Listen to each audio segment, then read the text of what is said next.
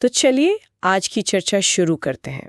हमारे पास भगवान सूर्य पर कुछ बड़े दिलचस्प स्रोत हैं, हाँ। जिनमें उनकी महिमा और एक खास अवतार कथा इसका जिक्र है। तो आज हम इसी पर थोड़ी गहराई से बात करेंगे, समझने की कोशिश करेंगे कि भाई सूर्य देव का इतना महत्व क्यों है। बिल्कुल बिल्कुल, ये जानना जरूरी भी है। अच्छा, तो शुरुआत करते हैं। स्रोत कहते हैं कि सूर्य सिर्फ एक ग्रह नहीं है, मतलब सिर्फ एक चमकता गोला नहीं। हाँ, उससे कहीं ज्यादा। उससे कहीं ज्यादा वो जीवन का आधार है। ये तो हम रोज देखते भी हैं, है ना?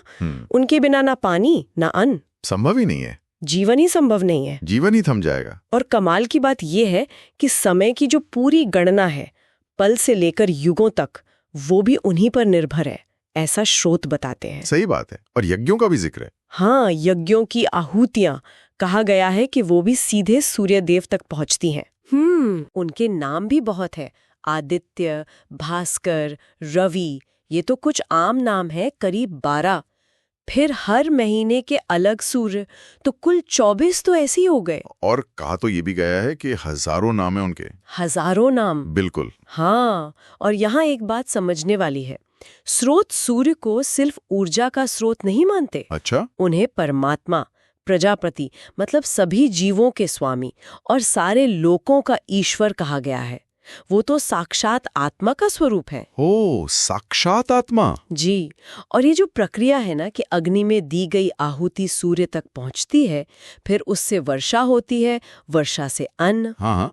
ये दिखाता है कि सृष्टि चलाने में उनकी भूमिका कितनी केंद्रीय है। मतलब उस सिस्टम का सेंटर पॉइंट है एक तरह से। यज्ञ का भाग देवताओं तक पहुंचाना, ये भी उनका ही काम बताया गया है। ये वाकई बहुत गहरा है। अच्छा, एक स्रोत में 21 खास नामों वाले एक स्रोत का भी वर्णन है। हाँ, वो विशेष स्रोत। हाँ, नाम जैसे विकर्तन, विवस्वान, मार्तंड, भास्कर, रवि और भी हैं। दावा ये किया गया है कि ये स्रोत सहस्त्र नाम यानी हजारों नामों का सार है।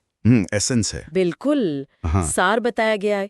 और इसे रोज सुबह शाम पढ़ने से कहते हैं आरोग्य मिलता है, धन, यश, सब कुछ। जी, फलश्रुति तो यही कहती है। इतना ही नहीं, ये भी कहा गया है कि ये मन से, वचन से, शरीर से या कर्मों से हुए हर तरह के पापों से मुक्ति दिलाता है। सभी पापों से, मानसिक, वाचिक, शारीरिक, कर्मजनित, सबसे।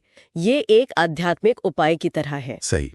पर यहीं एक सवाल उठता है, जो उन स्रोतों में मुनियों ने भी पूछा है। हाँ, वो महत्वपूर्ण प्रश्न कि अगर सूर्य देव, जैसा कहा गया, निर्गुण हैं, मतलब बिना रूप रंग के, और सनातन हैं, हमेशा से हैं, न शुरू न अंत, जिनका कोई आदि अंत नहीं। हाँ, तो फिर वो किसी स्त्री के गर्भ से कैसे जन्म ले सकते हैं? ये बिल्कुल। ये है, कैसे संभव है? यहीं पर अदिति की कहानी आती है।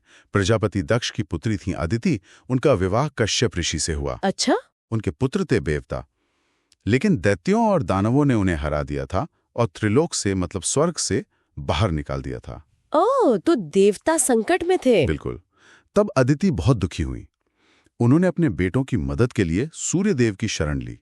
उन्होंने कठोर तपस्या की, व्रत रखे और सूर्य देव की आराधना की। उनके अलग अलग रूपों की स्तुति की, सूक्ष्म रूप, तेजस्वी रूप, प्रचंड रूप, वेद रूप भी कहा गया है, त्रयमय रूप। हाँ, त्रयमय रूप और ओम स्वरूप। और उनसे प्रार्थना की कि आप मेरे गर्भ से जन्म लीजिए, मेरे पुत्रों की रक्षा कीजिए। सोचिए कितनी बड़ी प्रार्थना, एक माँ की पुकार। और उनकी यह तपस्या सफल हुई। सूर्यदेव प्रसन्न हुए। अच्छा। उन्होंने वरदान दिया कि वो अपने 1000वें अंश से अदिति के गर्भ में स्थापित होंगे। 1000वें अंश से? हाँ जी। लेकिन कहानी में एक मोड़ तब आया जब अदिति वो कठोर व्रत कर रही थी ना। हाँ। तो कश्यप ऋषि थोड़े नाराज हुए। उन्होंने कहा कि तुम इस तरह व्रत करके गर्भ को क्यों मार रही हो? उन्होंने ऐसा कहा। हाँ, क्रोध में कहा। इस पर अदिति ने गर्भ को त्याग दिया, जो अंडे के समान तेज चमक रहा था। अंडे के समान? जी हाँ, अंडम। और तभी आकाशवाणी हुई। आकाशवाणी? उसने क्या कहा? आकाशवाणी ने कश्यप ऋषि के ही शब्द इस्तेमाल किए, त्वया मारितम अंडम, यानी तुमने अंडे को मार डाला। अरे! और इसी आधार पर उस बालक का नाम रखा मार्तंड। अच्छा, तो मार्तंड नाम ऐसे पड़ा, मारित अंड से। बिल्कुल।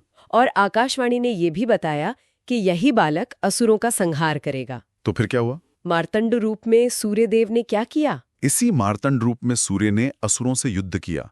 अपने तेज से उन्हें भस्म कर दिया और देवताओं को उनका राज्य और यज्ञ में उनका हिस्सा, उनका भाग वापस दिलाया। देवताओं की जीत हुई। हाँ, व्यवस्था फिर से स्थापित हुई। वैसे एक दिलचस्प बात और है, स्रोत में उनके शुरुआती रूप का वर्णन थोड़ा स्पष्ट नहीं है। कैसा वर्णन है? किसी कदम्ब के फूल जैसा या फिर तपाए हुए सोने के गोले जैसा।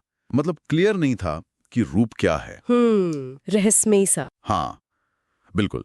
तो इस पूरी चर्चा से कुछ मुख्य बातें निकल कर आती हैं। हाँ, क्या है वो मुख्य बातें? देखिए, पहली बात तो सूर्य की सर्वोपरि महत्व, सिर्फ भौतिक नहीं, आध्यात्मिक स्तर पर भी। सही, परमात्मा, प्रजापति। बिल्कुल। दूसरा, उनके नाम और वो जो 21 नामों वाला स्रोत है, उसके पाठ का विशेष फल बताया गया है।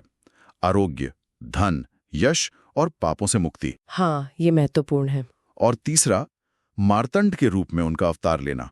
ये दिखाता है कि कैसे देवता संकट में थे और कैसे निराकार शक्ति भी जरूरत पड़ने पर साकार रूप लेकर हस्तक्षेप करती है। हाँ, व्यवस्था बनाए रखने के लिए। बिल्कुल, देवीय व्यवस्था को बनाए रखने के लिए। और अंत में एक विचार सोचने के लिए, ये जो स्रोत में मार्तंड की शुरुआती रूप को अस्पष्ट बताया गया है, एक तप्त गोले जैसा।